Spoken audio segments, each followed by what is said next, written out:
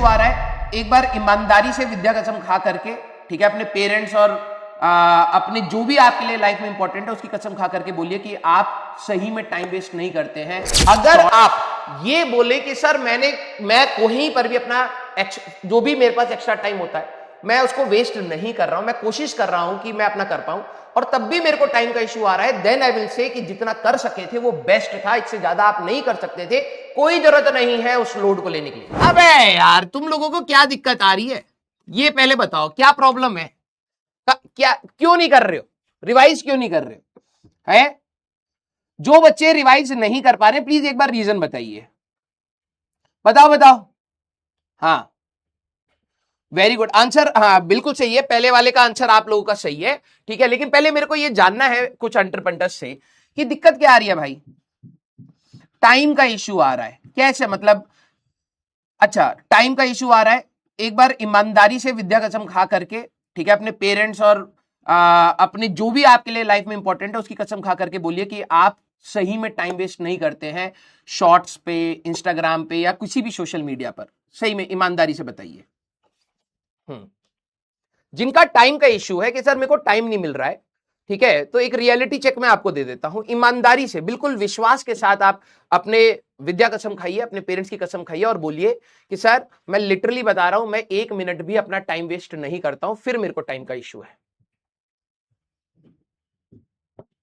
बताइए।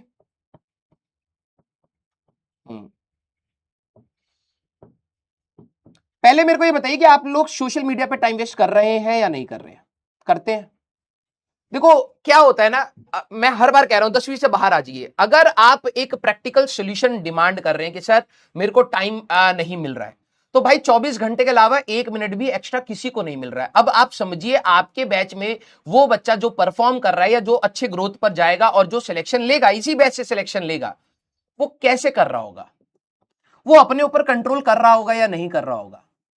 वो उसके पास भी तो ऑप्शन है ना सोशल मीडिया करने का, लेकिन वो समझ रहा है कि यार right now this is not the time, मेरे पास कॉलेज में जाकर के ये करने का पर्याप्त समय होगा, उसके बाद लाइफ लॉन्ग करने का समय होगा, लेकिन अभी मेरे पास जब मेरा बैकलॉग है, मेरे को क्वेश्चंस करने हैं, और अगर तुम कॉन्शियसली ये चीज कर रहे हो कि आप अपना दूसरी जगह पर टाइम दे रहे हो और फिर साइड में आप ये एक्सक्यूज बना रहे हो कि सर मेरे पास टाइम कम है, बिलीव मी आपकी तैयारी अच्छी नहीं जाएगी, क्योंकि आप जानते हुए भी अपने आप को गड्ढे में डाल रहे हैं।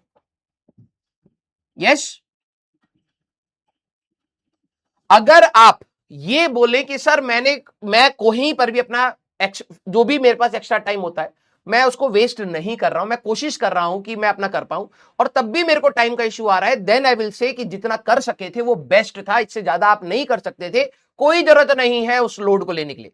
क्योंकि अब हम लोग ऐसे ऐसे टॉपिक्स पर पढ़ रहे हैं, अगर आप मैं डिफरेंशिएशन पे बोलूं तो मैं आपको कम से कम 5000 सवाल दे सकता हूं, लेकिन it will not make a sense. हमें कम से कम उतने क्वेश्चन ट्राई करने चाहिए जिससे हमारा काम चल सके और हम आगे बढ़ सके।